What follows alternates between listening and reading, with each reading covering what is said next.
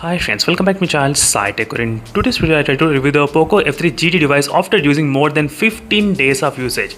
Yes friends, it's been 15 days of using this POCO F3 GT, and in this video I'll talk about each and every small details about this device, so which includes the performance, display, camera, battery charging, connectivity, build quality, software updates, and finally, is it worth it to buy the POCO F3 GT or not? So for every information what I am mentioning in this video, I did upload a separate video friends on that. Make sure to check the playlist which I uploaded close to 200 videos on the POCO F3 GT. Try to follow the single playlist, that's it. Don't watch any playlist, just watch the POCO F3 GT playlist and you'll get to know complete A to Z topics about the POCO F3 GT. Is it worth it to buy or not? And this review is completely unbiased and not any kind of sponsored, any kind of paid review, because I did buy the phones only with my own money only, and after doing intense kind of testing without sleeping for some days as well. So this is a review I'm trying to give on the POCO F3 GT device. So first let's start with the first thing regarding the performance wise. So Dimensity 1200 in this POCO F3 GT.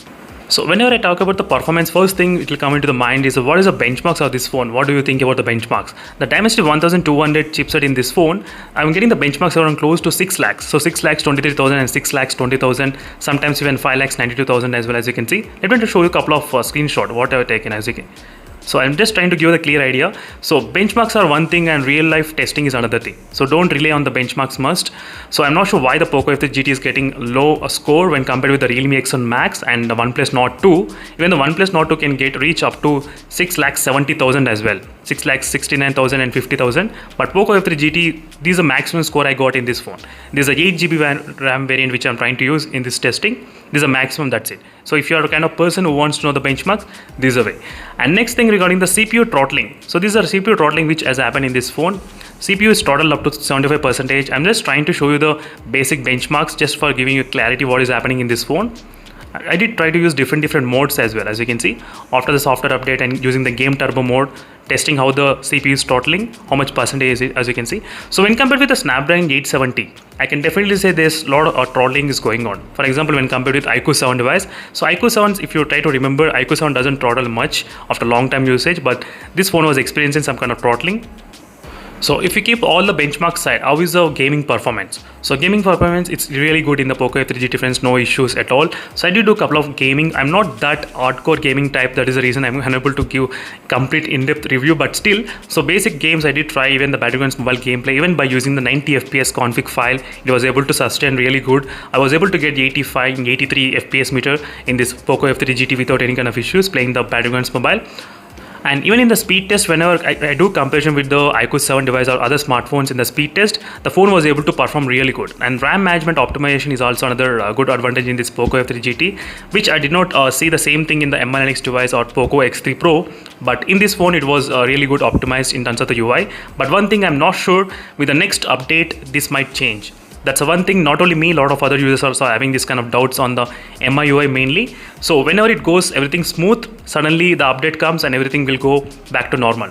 So that is what happens in the MIUI updates, but let's see, hopefully it should not be that kind of issue in the POCO F3 GT. So overall for me, I'm really impressed with the performance. I don't have much complaints. Even the heating was not happening much. Some users, they are experiencing the heating problems, but in my testing, whenever I do side-by-side comparison with the OnePlus Nord 2, Realme X1 Max, so those two phones used to eat a little bit kind of more than the POCO F3 GT in my testing. I'm not sure about others, but in my testing, this is what the results I did find out. So final friends, in terms of the performance wise, I am giving out of 5, I'm giving the 4 stars as well in this phone without any kind of problem. So just the few games are not that optimized for the Dimensity process at this moment. That's the one thing. So maybe in the future they need to optimize a lot when compared with the Snapdragon process. That's the one only drawback I can give at this point.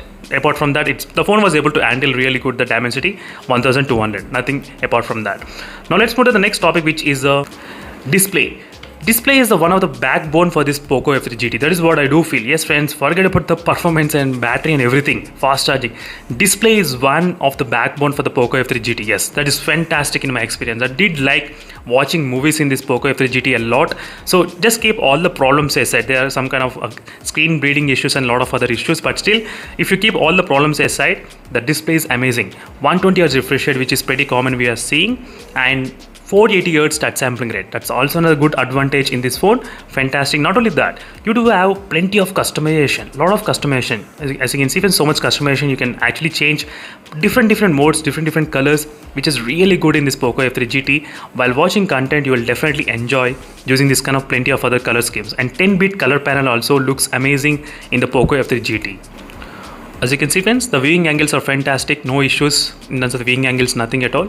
And one thing is that the punch hole is slightly kind of big one when you compare with the Mi11X. I mean, Mi11X has got really small type punch hole, but this phone has got a little bit of big. That's the one thing. Apart from that, nothing is there. And bezels got really slim on the bottom, as you can see. Slim bezels, the bottom one. That is really good in terms of the build, in terms of the display. I'm completely happy with the display overall in the Poco F3 GT. And the problems, so problems like my unit, I'm not experiencing any kind of green tint issue, but screen bleeding issue is there. If you try to use a game turbo screen visualization, visual enhancement, only then you'll get the screen bleeding. But I did upload a video how to solve it as well. So just by restarting the phone, the problem will be fixed. So not much complaint I can give. But display the segment which I can give 5 out of 5. Confirm, no problem. I did like more display in the Poco F3 GT to watch the content and big screen. Also, I'm fan of big screens mobile phone. That's another main reason. So next thing is the camera. So camera is the one of the another weakest point for the Poco F3 GT device. Yes, trust me, friends, I did not like much in the camera in this phone. Not only me, I think most of the users whoever buy this Poco F3 GT, they are kind of not fully satisfied, kind of okay, I would say. That is what I'm getting feedback from a lot of other users. So even in my experience also, I did feel the same kind of thing in my testing as well. I did see that kind of little bit kind of average, I would say, when compared with other phones.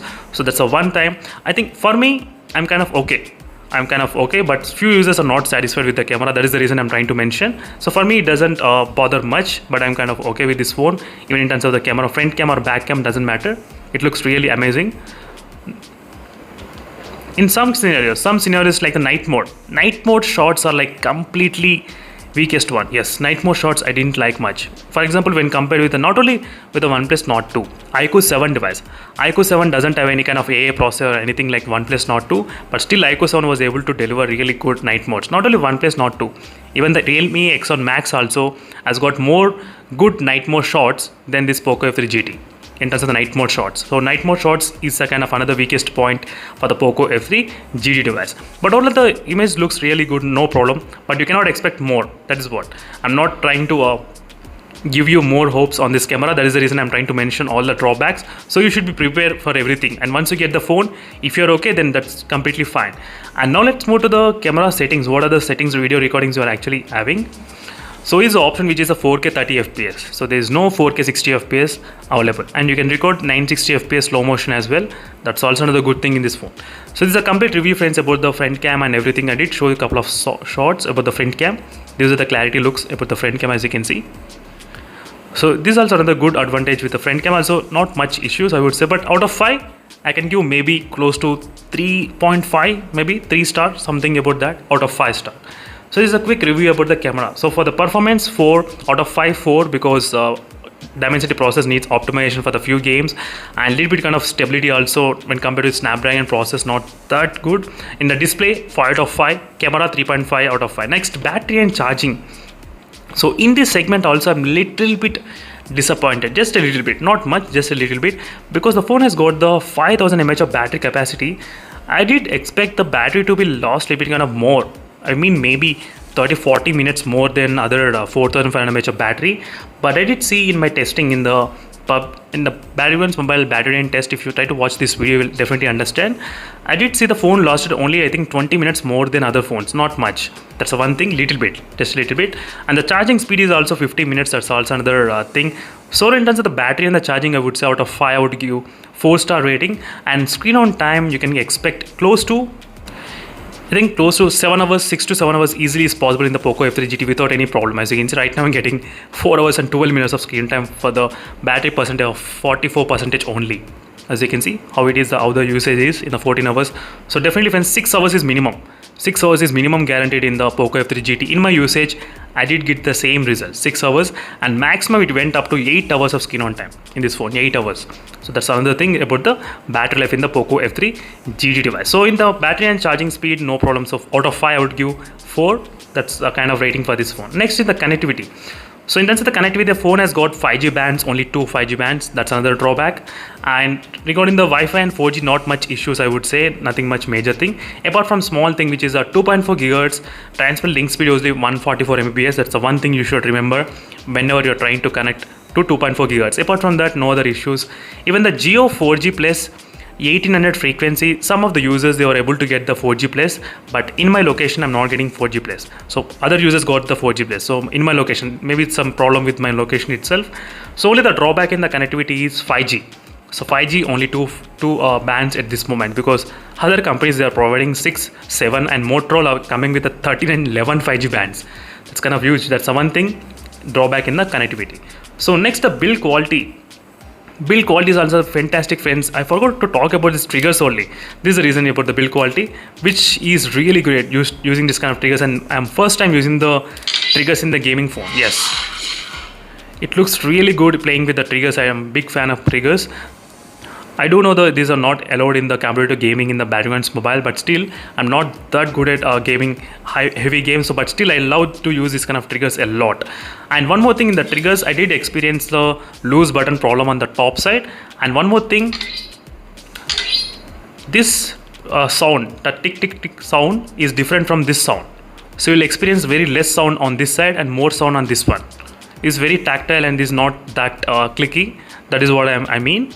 I'm not sure whether you'll be able to understand or not, but still these two are having some kind of small issues in my units. But not only in my, I think few of the users did report same kind of thing with their phones as well. That's the one thing you should remember about the build quality. Bottom one doesn't have any kind of issues. So we do have the RGB lighting on the back side. That's another fantastic RGB lighting in the POCO F3 GT. So according to the charging and according to the content, the RGB lighting will be allowed on the back side. That's another thing in the POCO F3 GT as well. So regarding the build quality, also no issues, friends. It's really good. Side mounted fingerprint scanner also really works faster without any kind of much delay, as you can see. And dual speakers also works great, but the bottom speaker is slightly louder than the top speaker. Yes, so more volume you can actually expect from the bottom speaker than the top one. That's the one thing you should definitely understand. There is no 3.5mm jack in this phone. That's another thing, but totally build quality is fantastic. You can actually get the premium kind of look and feel as well when you're trying to hold this phone in your hand. That's the one thing. Solid phone. That is what you will get the feeling in this POCO F3 GT. Perfect build quality. So next is the software updates. So you know about the MIUI software updates how they will be giving. So maybe we can expect 2 annual updates and the 3 years of security patch updates in the POCO F3 GT. And overall, in my experience, means I think maybe with the MIUI updates, the performance may decrease and you may you may experience new problems in the POCO F3 GT. I'm not sure exactly, but this is my past experience with other MI phones as well. So whenever the performance is really good and optimization is really good, so as soon as I get the software update, I'll try to update. But after that, everything will change. The heating problems will be there and the slow charging issues and a couple of other issues will be there. So that's the only one thing which I cannot guarantee at this moment. But right now, if you buy this phone at this point, it works perfect. That is one thing which definitely I can guarantee on the POCO F3 GT. So finally, is it worth it to buy the POCO F3 GT right now or not? So for this kind of price, I would say it's kind of a really good deal to buy at this moment. In case if you want to wait, try to wait for the other phones which are going to release. So maybe the Realme GT, which is Snapdragon 888 processor. I do know that price will be really high, but still let's wait for the price. What's the price going to be?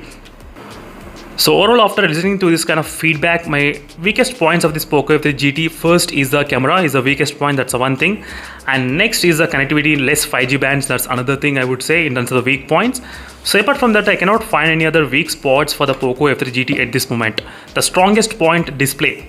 Perfect strongest point. And performance, the thermal managing is also another thing which I did not experience that much kind of more heating problems when compared. But even this phone also heats up, so don't get me wrong, even this phone also can get up to 40 to 43 degrees in the Genshin Impact game. That's another thing. So while normal gaming, I did not see any kind of much heating problems. And next, charging speed could have been slightly more faster, maybe close to 40 minutes, something around that. That could be really happy, but still it was 50 minutes. That's another thing. So that's it, friends. This is a quick review on the POCO F3 GT after using more than 50 days and after doing plenty of intense kind of testing. And this is my complete feedback, A to Z details on the POCO F3 GT. Now it's up to you to decide whether to buy this POCO F3 GT or not. But in my opinion, I would say for this kind of price, you're getting really good deal. but you need to consider even the weak points. Camera and the connectivity are slightly weak points for the Poco F3 GT. That is what stopping few of the users buying this phone. And even there is no 3.5mm jack as well for the gamers. That's another main thing you should take care about, the 3.5mm jack. So that's it, friends, is a quick review on the Poco F3 GT, and in case if you have any other queries, let me know in the comment section below. And meanwhile, thank you for watching, and don't forget to check the playlist. So always try to follow the playlist. Whatever doubt you are having, I did upload on the playlist, you can watch. And one more thing, there is no physical proximity sensor in this phone.